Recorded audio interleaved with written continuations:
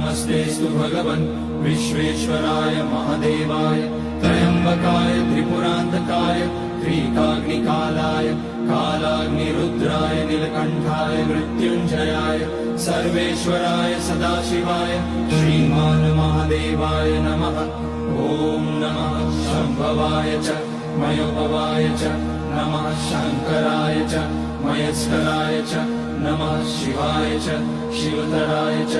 ॐ त्र्यम्बकं यजामहे सुगन्धिं पुष्टिवर्धनम् उर्वारुकमिव बन्धनान् मृत्योर्मुक्ष्यमामृतात्।